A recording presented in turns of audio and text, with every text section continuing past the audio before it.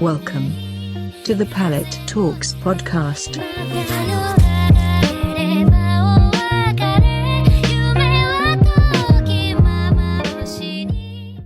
Hello, everyone, and welcome back to another episode of the Palette Talks podcast. This is your host, Jason, and I'm just super thrilled to be back with the podcast after we had some break over the New Year's transition. But I'm really happy today because I'm joined by one of the most prominent producers in the lo-fi scene.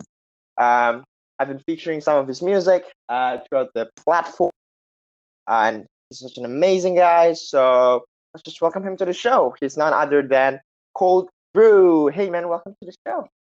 Yay! I'm happy to be here, man. Dude, I can't believe that's some nice introduction you gave me there. I don't know about the most prominent. I'm just making beats and trying to have people listen. I guess I'm just chilling.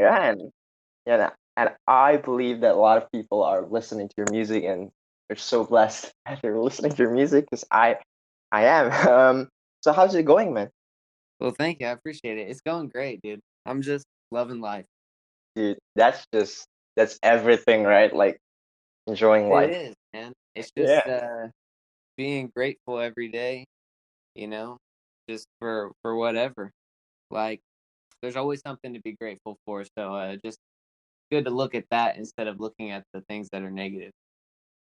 100%.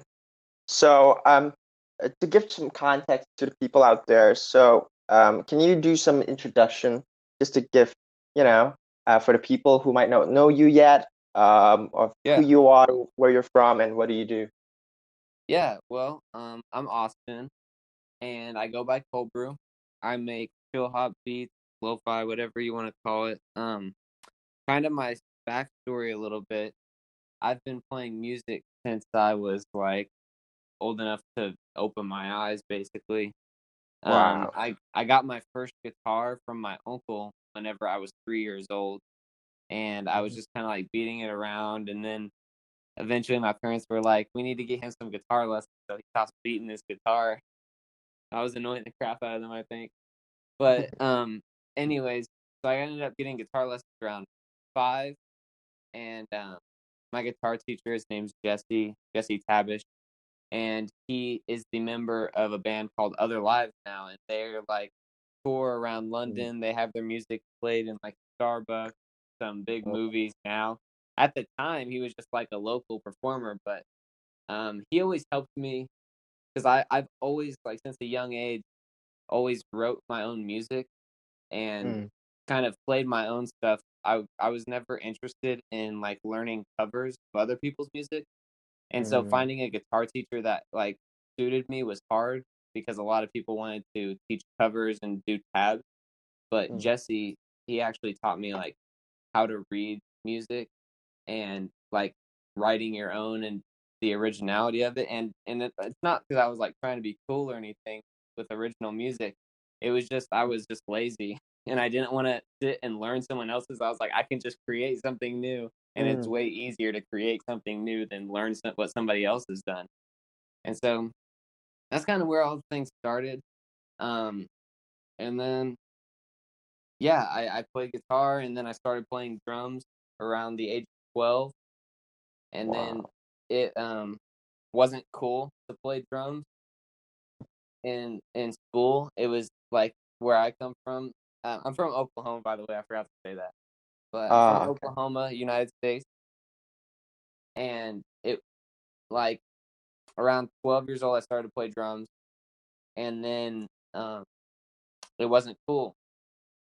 And you had to be an athlete to, like, be cool in school. And so that's what I want to do. So I want to be an athlete. So then I took, like, a whole music hiatus from the age of, like, 13 until about really just like a year, like 14, 15, somewhere around there. And then I started playing drums again, and I started a YouTube channel like doing drum covers. And I was just covering like metal bands and rock bands. That was really fun for me because I could just still be original, and I didn't have to like read tabs someone else wrote or notes or music other people wrote. I just could like hear it because it was just drums. Mm. And then eventually I wanted to take my YouTube channel to the next level, and my parents got me a mic set, a Presonus mic kit for my drums. And so then I had to learn how to use them, and that's whenever I got started in audio production. And that was around 15, 16. And then around 16, 17, I started making more music in my software. And I was making what I was calling just chill beats or like ambient beats. That's what I was calling them.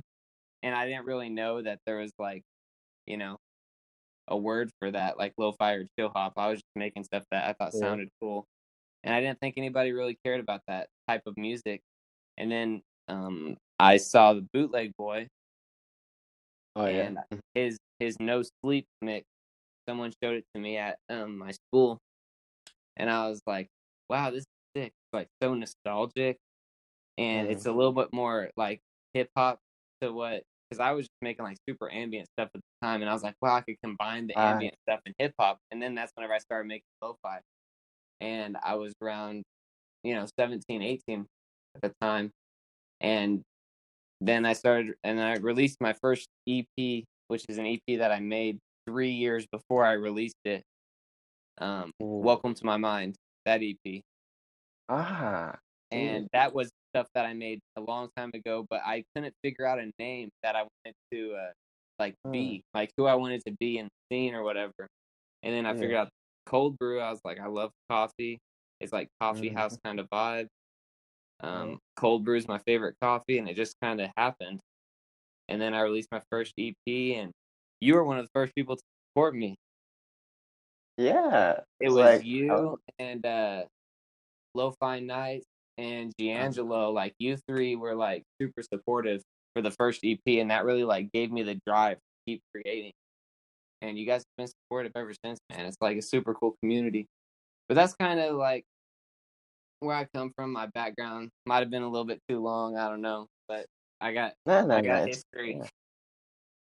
Yeah, it's a very interesting story, like, so I could say like you're kind of like a music virtuoso, I guess, or a prodigy. It's like you started playing guitar like when you were 3, like you played drums when you were 12. So is it something like you just picked it up because like you were curious about it, or is it something like I would say like encouraged by your parents, I guess, for music?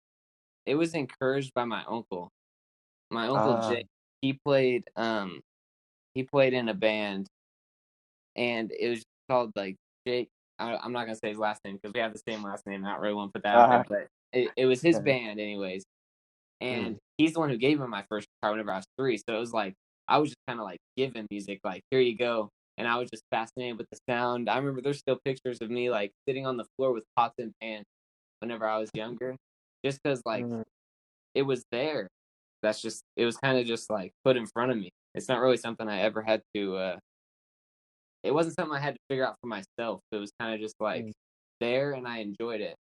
And my grandpa also worked at a recording studio in my town, and he did website development there. But I would always go there and just run around the studio like while people are recording. So I was like always in that studio environment from a young age because he would like babysit me, and so I'd just be at the studio. And then in between, like there'd be bands in there doing sessions, and in between them recording and them listening back to what they recorded, I would be like running in the studio to go bang on the drums while I was like 7 years old. There's still videos on YouTube of me playing drums, just like nonsense, just banging on drums in his studio. I see. But Like, yeah, okay.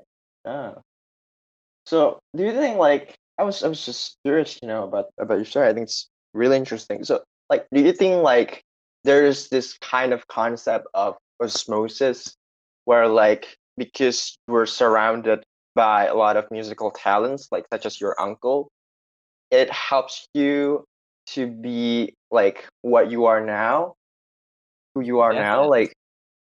Mm. Yeah, Because 100%. it's like, yeah, some people because like they just enjoy it solo and they just like stay in their room and just do their own thing. But there are some people that actually came from musical backgrounds, and I've actually talked to people who study for music, even like about the music theory and stuff. Like those actually kind of matter too in the lo-fi scene. And I really want to know like what are your thoughts? Because like you've been into music since like a very young age, and so I'm just curious, like, what do you think about how the lo-fi kind of scene is currently happening right now? Like, do you think it's just repetitive, right? Or do you think it's just a part of its own identity, I guess? Like, because many people actually said that lo-fi beats are kind of like compromising. I will not say compromise. I would say like break some rules of music theory, like regarding to that. Yeah. Yeah, well, I mean, in the same regards, I mean, so does jazz. But Mm. so I for a year and a half I went to a school in Oklahoma City, Oklahoma, called ACM. It's the Academy of Contemporary Music, and I studied music theory there, music production, stuff like that. But at the end of the day, like it doesn't really matter what Mm. your music theory knowledge is or not. At the end of the day, what matters is how it sounds. And so if it sounds good, then that's awesome. And all it has to do is sound good to you. Someone else may not like how it sounds, but like that doesn't really matter. If you're doing what like sounds good to you, then that's cool. Like it doesn't really matter what DAW you use. It's digital audio workstation. It doesn't Mm. really matter what software you use. It doesn't matter what equipment you use, what instruments you use. If it sounds good to you, then it's cool. And if it matches up in music theory, then that's awesome. And if it doesn't, that's cool too. Like Mm. it doesn't matter as much in any Mm. genre. I feel like you've got to break the rules. And as far as lo-fi being repetitive, um, I mean that's just I repetitive kind of has like a negative connotation to it. Mm. Um, like people say repetitive as like something that's like annoying them. That's what I think of whenever I hear someone say repetitive. Yeah. And like that's it doesn't have to be like that, but it's okay to be like that as well. I have a lot of songs that are just loops, and it's just the whole song is just like a minute and a half loop. And that's cool. Like that's what it comes back to is if it sounds good, then awesome. And if it sounds good to you, then that's all that matters. Yeah, and I think I actually really agree with you. Like, just I personally like I don't know anything about music. Like, if you will ask me about like all those theories and stuff, I would not know because and I think like one of the leverages of how I curate and feature people's music is because I don't understand those theories. I think like because I listen to it as just an audience who enjoy listening to music, so I just Yeah. like whether it's good, it sounds good for me, or it sounds um not really good for me, but it might be good for someone else. So like it's very like based on perspective, I guess. Yeah, Like definitely. And I yeah. remember I forgot who it was. I mean, I'm not gonna say names or anything, Mm. but someone I was talking to was talking about this song that had a they were talking about stereo bass. And Mm. so bass most of the time is mono, which means that it's just coming through like I don't know, just one signal basically. I don't know how to describe it in like layman's terms. But and then Okay. stereo is coming through left and right, obviously. And bass is normally mono. But if you do stereo, then sometimes you can encounter phasing issues with your audio. And Mm. so a lot of producers frown upon using stereo bass because it can create phasing issues and it's not technically correct. But Mm. I've used stereo bass before and it's not technically correct, but in the right circumstances, it can sound great. And at the end of the day, all that matters is how it sounds to the listener. Because the amount of people listening to your music that are producing it themselves and are going to sit there and be like, I'm not going to listen to this song because I can tell that this production technique was used or was not used Ah. Mm. compared to the amount of people that are listening that are just going, this sounds cool. I vibe with that. Like you want more of those people. Or I mean, maybe not want more of them, but like that's just how it is. And so if it Yeah. sounds cool, then that's it. Like if it sounds cool, period. That's all that matters. At the end of the day, doesn't matter how you got there. It just matters that it sounds good at the end to you. Yeah, and the reality is like, yeah, I mean, like, I believe that the majority percentage of people who are listening to your music will not be like, oh, you used the wrong technique, you use stereo bass. Like, I think like the Yeah, majority is just like whether it sounds good or not so good, right? yeah, So yeah, I think that exactly. yeah, That's all opinion based anyway, too. Like mm, that's when it comes down to the fact that it's got to sound good to you. Because if you're mm, creating something that you think is going to sound good to other people, it might not. And then if it doesn't sound good to them and it doesn't sound good to you, then no one's winning. But if something sounds good to you and other people vibe with it, that's the best feeling. And then if they don't vibe with it, you're still cool because you're like, I like the beat. I'm gonna listen to it. mm, yeah, yeah. Like if you enjoy, like it's good, and then like all the audience are like it's good as well, then like it's a plus plus, right? But even if it's Yeah, like only if only you enjoy it, like no, doesn't matter because like you think it's good and like it's good because yeah, yeah, it's all based on just this perspective, this notion of taste, I guess, of music itself. Um, and totally. like do you I want to dig a little bit about like your creative process, like your music making process. Like, when you are making, let's say, your latest single, right? What was it? Game Boy Game. Advance SP. Yeah, I think it has those nostalgic vibes. Like, when you were making, let's say, Game Boy Advance, and do you like do a lot of, I would say, like revisions in your mind, like this doesn't sound good and like you keep changing it and changing it? Is that something that you kind of do, or just okay, I'm gonna just do this and like it's done? No, I mean it.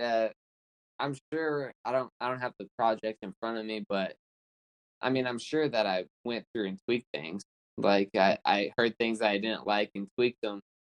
But I don't know. I try not to get too hung up on that, on the technical things. I just kind of listen to it, and if it sounds good, then it's awesome. Like I didn't the sample I used at the beginning. I went on YouTube and was like Game Boy Advance SP startup sound, and then I was like, okay, dope. I downloaded it, and I didn't like the way it sounded, and because it was super dry, so I added some reverb on it, some delay. I EQ'd it a little bit, put a compressor on there, and like just to alter how it sounds. But it's like kind of a natural process for me now, just because I've produced so many tracks, not just as cold brew, but just I've gone under different aliases before, and I've produced tracks for other people. Like I've probably produced over 1,000 tracks, 1,500 tracks at least. Wow. Like just, and I'm not talking about just like chill hop, but just like music in general. And so Mm, it's such a natural process for me whenever I hear something that I don't really think, okay, how do I change this to what I want? I just like know what to do, and I just do it, and I just go with the flow. And yeah, I mean, I tweak basically every sound that comes in. It's very mm, rare. It's way more rare to pull a sound in or pull a sample in and have a drum going or something that sounds perfect right off the bat. That's yeah. super rare. You pretty much Mm, tweak everything to your sound, and that's how you get like your um individuality.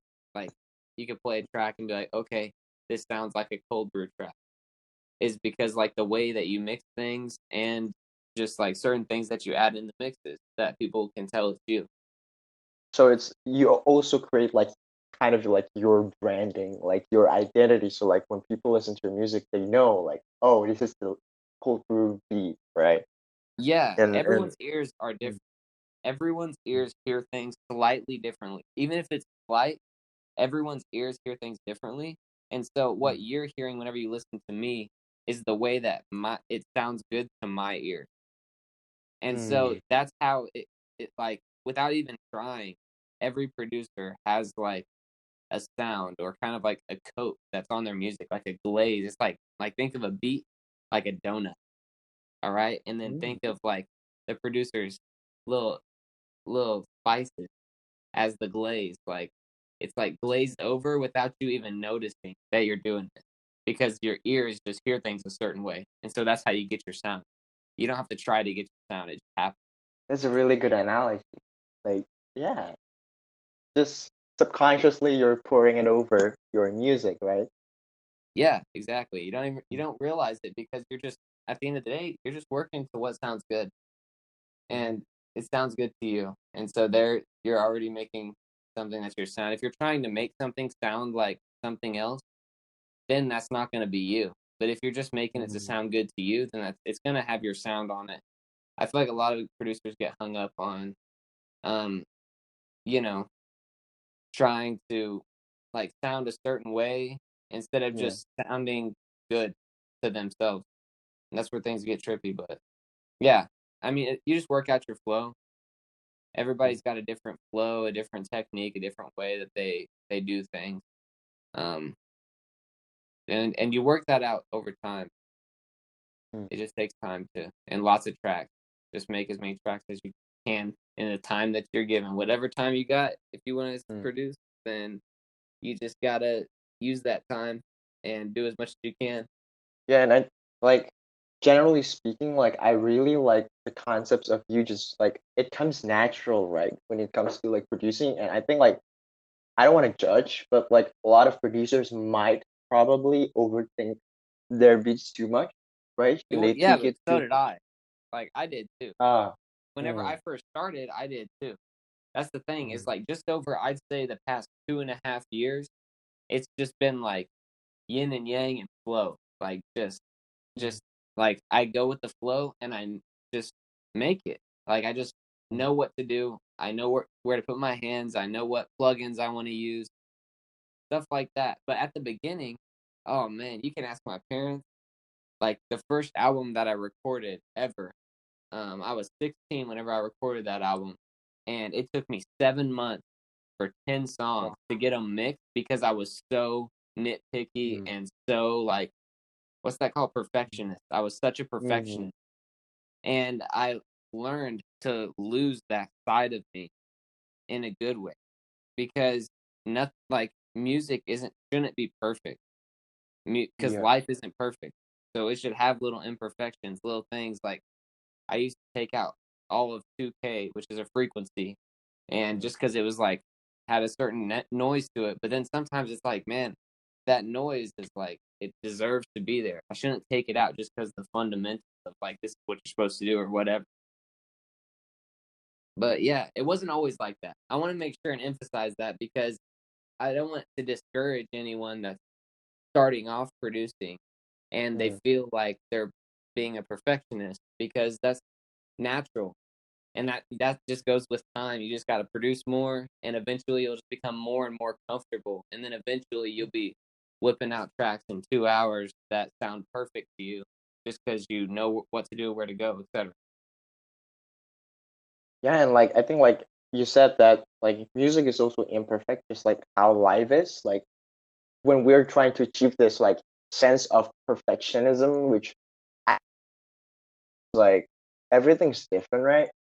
And like Yeah, it becomes like a fantasy of like you like it will never reach there. Like so you just gotta like follow your flow and like make it natural, right? But everything takes time. Like I believe like for the producers who just started making music, of course like they're gonna tweak a lot, they're gonna overthink a lot.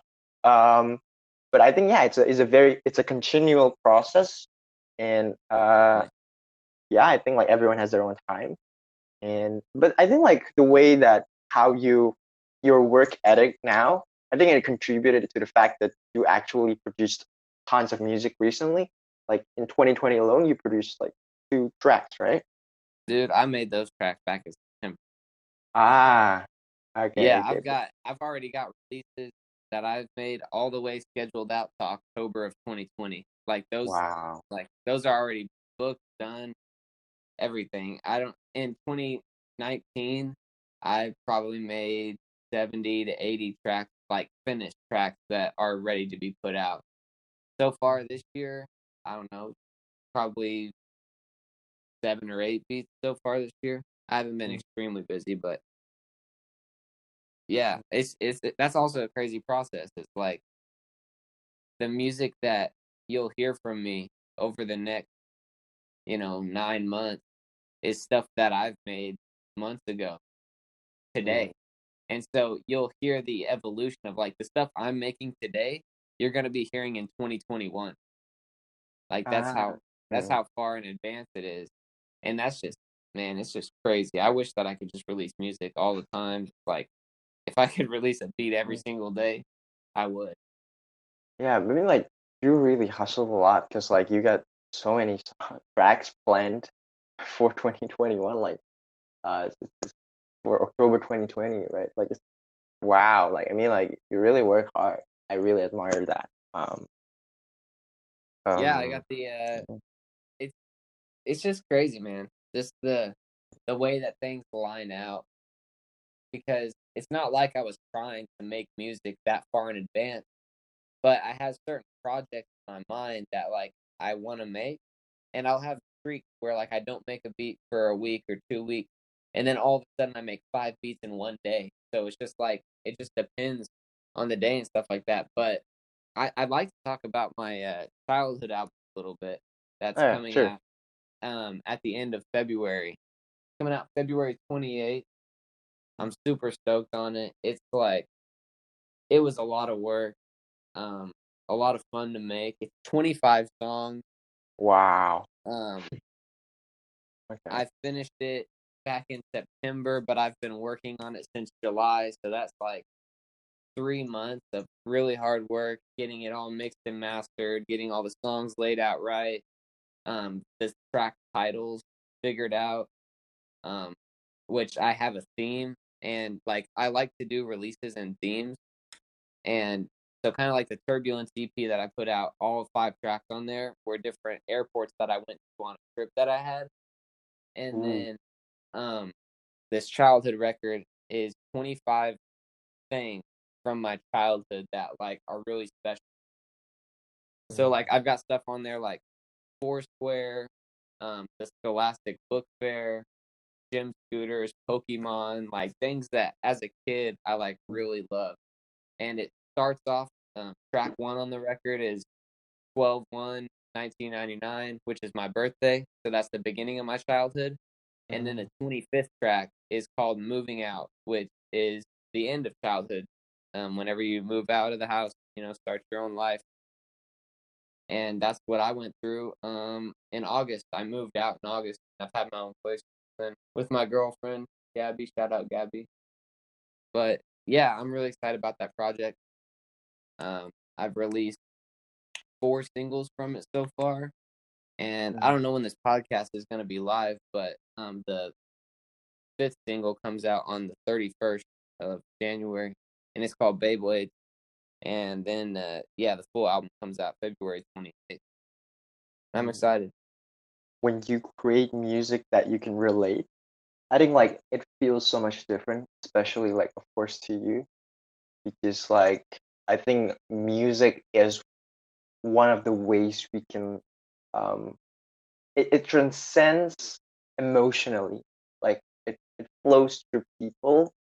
And that's one thing that I really like I think is super cool about music, about like just listening to some beats. It can really like dig a lot of like emotions deep down in your heart, and Yeah. like it can like communicate things that you cannot say, that it's really hard to say, it's really hard to talk about maybe.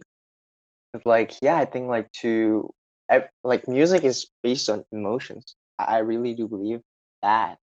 Yeah. It's um it's like music is it's something that you can't really describe, yet you like completely understand mm, at the same time. Like you can't describe why it makes you feel this way, but you know it does. And that's like, yeah, music is awesome. It blows my mind. I don't even know, like music is just vibration, and somehow vibrations make us human beings and other animals feel a certain type of way, and that's just crazy. Like just some vibration. Like that's all it is. Summed up, music sound is just vibration, and based on the way that vibration happens, the frequency of it is how it makes us feel. Like that's just insane. Like scientifically, it looks like it's just vibrations, but like it's humanly, it's like it's so much more than that. Yeah, exactly. Which is crazy. It's awesome. And like it doesn't just like it's not just like about emotions, but I think like music is also about making a difference. Like a lot of people can impact their society, impact their community through music. And a couple of days ago, I saw the Sheridan mixtape that you did. Like you worked together with Raven Rapid and a bunch of other producers, and Yeah. um, it, it's really amazing, man. When I first saw that, especially the fact that all the money raised goes to the ARC, I guess, in Australia, helping with the wildfire, bushfire relief over there. So I was just a bit curious about like who started the project and like how did you become a part of it and how do you gather like tons of producers supporting? Yeah. So I can answer some of those. I don't really know Mm, the answers to others, but Raven Rapid, he started it. mm, Um, and the way I found out about it is just like me and him, we pretty much DM each other every single day, just like chatting. And he told me that he was putting together this mixtape and wanted to see if I had a track for it. And I was like, sure, I've got a track for it. Like, I'd be happy to send one over. So then I just sent him a track. And I mean, he literally did all the work, like, other than the music that's on there. I mean, and he has a song on there too. mm, But I mean, he did all the work of putting it together, figuring out the charity that he was going to give to, like all of that is him. All I did was send a track. So, mm, and as far as all the other producers that got involved, I'm sure that it was a similar situation. Or he also posted and said that he was looking for producers that wanted to put a beat on it. So I'm sure mm. he got a lot that way too. But either way, like I'm happy to be a part of something so cool. That's the first charity beat tape that I've been a part of, and Yeah. I look forward to being a part of many more, however many. Like anytime I see someone's making a beat tape, whether it's just like a mixtape or it's for a cause or anything, like I'm more Mm. than happy to send a track in. I'm just trying to, help out wherever I can. Yeah, and like I really love the fact that the whole community actually supported it. Like not just the producers, the pages as well, the Oh yeah, audience as well. Like it's like a teamwork game, you know? It's like we're all part of this. And definitely. it's like about being selfless, just giving. I think like it's a very big thing because like uh my brand vibes a lot with like positivity and love and kindness. And I think like Totally. being a difference, like okay, listening to music is cool, like making music is cool, but like I think music can like go beyond that. Like we can actually make a difference. And knowing that house, it's not small. Like it may look just one small step, but because it's in the right direction, it's still in the right direction. It's like we just try and make Yeah, difference. And I think it's really cool that we can all be a part of this together. totally. I completely agree. I mean, you look at the fact that like the artist contributed the mixtape, but then pages like you and Lo-Fi Night shouting it out, like you guys provided some promotion for it. You know what I mean? Like everybody Mm, contributed. It's a group effort. yeah. It's definitely like, and I don't even know what the number is that it's made so far. I just know that after like the first day, it made $400. And I was like, whoa, that's Yeah. crazy. That's Yeah. awesome. Um, but yeah, it's definitely a team effort. The whole thing.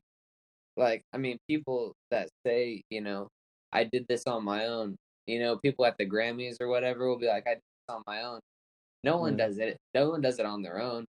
I mean, you may do certain things on your own. You can do things independently, release without a label, etc. But you're still gonna need people to support your music, to listen to it. You know what yep. I mean? Without any Mm, listeners, then you did it on your own. But if you've mm, got people listening to you, then it's not on your own. You've got curators that are putting your songs in playlists.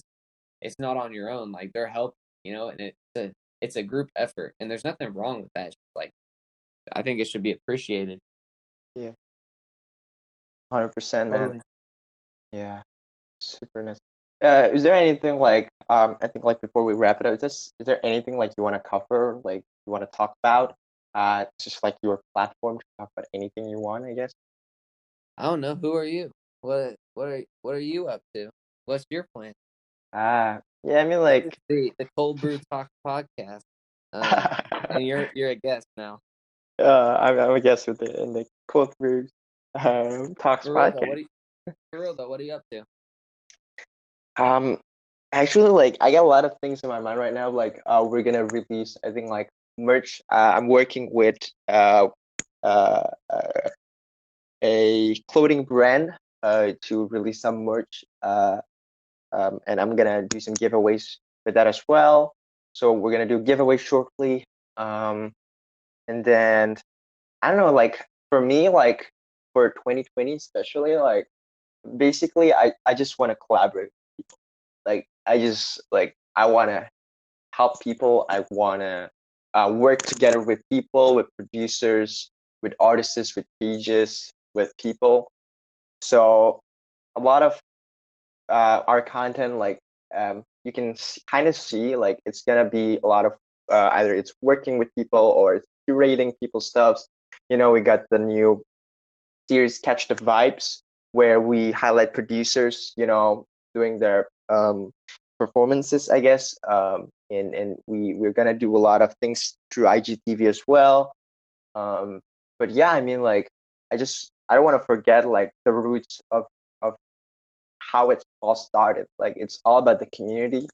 It's all about like what keeps us together, what binds us together, like and not just music. Music's great, but like how it can, like you said, like how it just relates so much with people emotions. Like it might be just vibrations, but it can actually really help people's days. So when I received DMs like, yo, thank you so much for posting every day, please don't stop, I was depressed, stuff, and like just reading through it and knowing that you think it's just an IG post, but wow, like you actually make a difference in someone else's life, in someone else's like mental health solution thing. For me, that's just, I mean, like I'm so grateful for that. Like I'm thankful that, you know, I can just, you know, it's such a blessing. It's just, I'm so blessed to be a blessing that Yeah, like, I feel that. of course there will be metrics, there will be like the growth of the page and stuff like that, you know, trying to expand to different platforms, like okay, there's that, but like what about the humans, like what about like what value you can give to your audience, how it can actually really help people's days, and I'm just super grateful for that, you know. Yeah, the growth comes with, like, you don't have to worry about the growth, Yeah. Mm. because if you're creating something of value, then it's going to grow naturally. But if you're Mm. worried about growth and you're not bringing value, or like doing your thing, like you're gonna grow organically. There's no need that you don't have to do anything. You know what I mean? And that's just Yeah. how it is. How I feel with music. Like I'm just putting my music out there. I send it to curators to listen. Anyone that wants to add it, that's sick. That really like that support is like really the best thing for a producer. Whenever a curator adds it to a playlist or shouts it out or anything, like that's Mm. like the ultimate. You know what I mean? And Mm. that just happened. You don't have to worry about it. The music comes first, and Yeah. then everything else just follows. And for you, it's the content. The content comes first, and everything else is gonna follow. Yeah, thank you for that, man. You know, I Totally. think we're all in this together, you know. Um, Yeah. so like before we wrap it up, do you have any advices, might be life advices, musical advices, anything you want to share with the audience? Just Um. Sure. I'll give life, I guess. Um. So you're you're living your life, and you're listening to this podcast. And Cold Brew's got some advice for you. My advice is don't care so much about things, just in general. Just there's life is too short to get hung up on things. It's too short to worry. You know what I mean? Like worrying doesn't change anything. I don't know. That seems like super cliche. Nah, I think it's But really just there's no reason to worry. Just be grateful for where you're at. You know what I mean? I worked at McDonald's whenever I was 16, and I hated it. But every day that I went in, I worked the window, and I was stoked on that because I got to. Whenever people pulled up to the window, I was like, "How's it going? How's your day going? Hang on, I'm working on your drink. 1 second.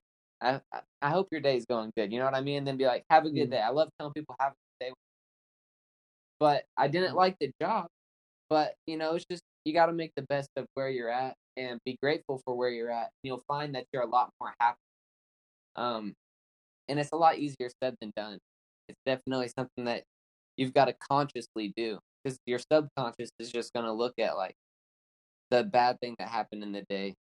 But you just got to focus on the positives. That's life advice for Cole. Focus on the positives. There you go. And that's music advice, yeah. same thing. Just do your thing. Make something that sounds cool. That's pretty much it. Awesome. I think like that's perfect. Do you have any shout outs to anyone you want to do a shout out? Yeah. Shout out Gabby. Shout out my dad. Shout out my mom. Shout out H3H3 Production, Teddy Fresh. Shout out Lo-Fi Night. Shout out you for having me on. Of course. Trying to think of who else. I don't know. There's so many people to shout out. Shout out for always featuring my music. Shout out College Music. Shout out Bootleg Boy. Shout out Ambient. I don't know. Shout out Nurse. Shout out everyone. Happy birthday. Papa bless. Happy birthday. All right, Austin, thank you so much, man. I really appreciate your time, your availability. I really learned a lot of new things today, and I really appreciate that. Of course, man. Thank you for having me on. And I would like to thank everyone else also for listening to the podcast up until this point. I really do hope that you gain value from this podcast, and make sure to follow all of Cold Brew's platforms in Spotify and Instagram. Make sure to check out his music, and we're gonna play one of his music afterwards. So stay tuned for the podcast. I really hope that you all have a good day, and see you all in the next podcast. Bye bye.